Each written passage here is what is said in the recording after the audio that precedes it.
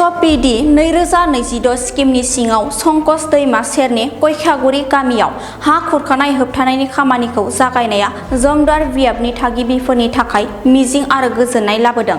बे मावथांखिनि थांखिया खनले जाफ्लेबाय थानाय दैबाना आरो दै रुगुंनि खुरखानायनिफ्राय गोलाव सम रैखाथि होनाय, जाय बे ओनसोलखौ गोबां बोसोरनिफ्राय गाज्रियै गोहोम खोख्लैबोदों। बे खामानिखौ 4 नं जमदुवार बियाबनि MCLA उइलियाम नार्जारिया नोजोर होगासिनो दं, जाय मावथांखि थिलिया दावबायनानै खामानिनि जौगानायखौ नायफाफिननो आरो लुफुंनायखौ थि सम आरो गुन गोनां मावफुंनायखौ थि खालामो। बे मावफारियाव गयखागुरि आरो उपेन्द्रपुर गामिफोराव दैबानाजों सोमोन्दो थानाय खहाखौ खमायनो थाखाय नोजोर होयो, जाय संकस दैमानि बोहैनायनि जाहोनाव दैबाना आरो हा गिसिखानायजों मोगा-मोगि जानांदों। थांनाय माखासे बोसोरफोराव बे मिथिंगायारि खैफोदफोरा गोबां नखरफोरखौ गाव-गावनि न'-बां आरो आबाद फोथाराव नागिरनो गोनां खालामदों। हा-हु जायनि थाखाय गोबां समाजारि रांखान्थियारि आंखाल सोमजिहोदों। नायदिंनाय सानसेखालि BTC दै फुंखा बिफाननि EM प्रेस मुसाहारियाबो दै जगायनाय आरो दै फुंखा बिफान मावख'गिरिफोरजों लोगोसे थावनियाव नुजाथिदों। गोजौ थाखोनि मावख'गिरिफोरनि नुजाथिनायाव ओनसोलनि गोबाव समनिफ्राय सोलिबोनाय खुरखानाय आरो दै बानानि जेंनाखौ सुस्रांनो थाखाय BTC खुंथायनि गोथौथि आरो रादायथिखौ दिन्थियो।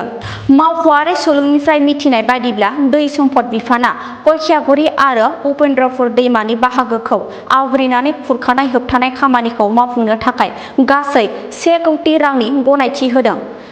बे गनायजानाय रांफोरा दैमानि बान्दोफोरखौ गोख्रों खालामनाय, हा खुरखानायखौ होबथानाय आरो खाथि-खालानि गामिफोर, आबाद फोथार आरो रायजोआरि दाथायफोरखौ इयुननि दै बानानि खैफोदनिफ्राय रैखाथि होगोन होनना मिजिंथिनाय जादों।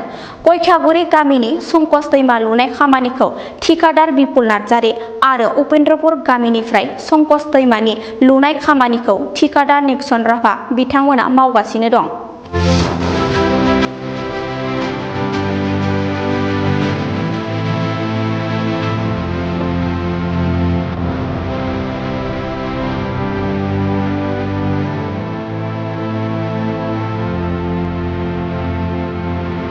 वाटार रिसोर्स डिपार्टमेन्टनिफ्राय जे नैबे संकस जिथु रिभार बिनि सायाव गोबां मोनसे एक्सपार्ट माखासे जोङो कनसालटेन्ट लानानै बे एरियाखौ बोरैहाय जोङो प्रटेक्सन खालामनो हागोन, बिनि थाखाय जों मोनसे सरसा सोलिबाय थादों।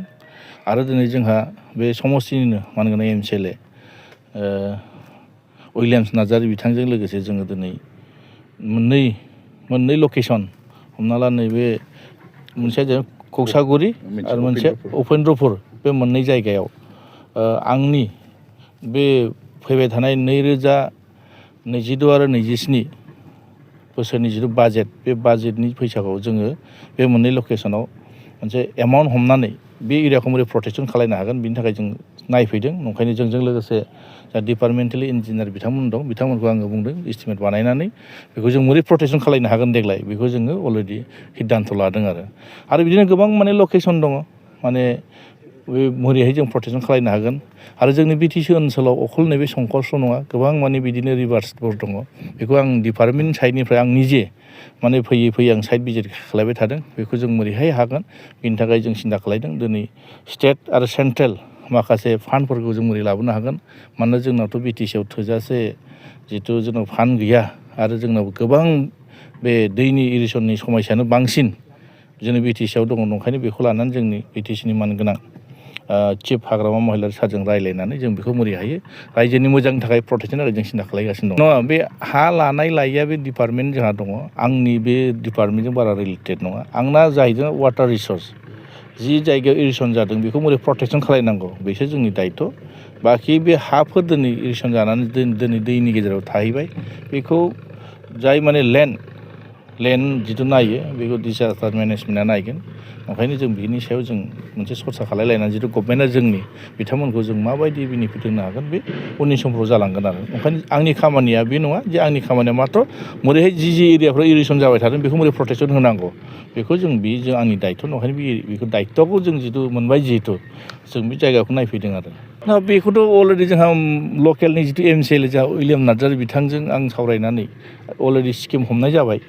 आरो नंखायनो बे नै फैबाय थानाय बे दैज्लां बोथोर अखा बोथोरनि सिगां बे बुस्थुआ माने जाफुंगोन आरो बे जाफुंनाय लोगो लोगो थोजासे नङाब्लाबो एटलिस्ट प्रटेक्सनथ' जागोन आरो बाखि समफ्राव जों बिदिनो माने स्टेप बाय स्टेप खामानिखौ मावलांगोन नंखायनो खुनु साननांगौ गैया जिहेतु जोंनि गभर्नमेन्ट जों बेसेबांहाय सिन्था खालायगोन आरो फैबाय थानाय दैज्लां बोथोराव जोङो माबायदि हायो बेखौ जों डिपार्टमेन्टजों सावरायगासिनो दङ अलरेडि जों बेहाय माने दानिफ्रायनो मेन्टेलि जों प्रिपेयार बेखौ बोरैहाय जों प्रटेक्सन खालायनो हागोन नंखायनो जोंनो लकेल जायफोर जोंनि इएमफोर दं एमसिएलएफोर दं बिथांमोनजों सावरायनानै जों बोरै प्रटेक्सन खालायनो हागोन बिनि थाखाय जों मोनसे लामा दिहुनगासिनो दं आरो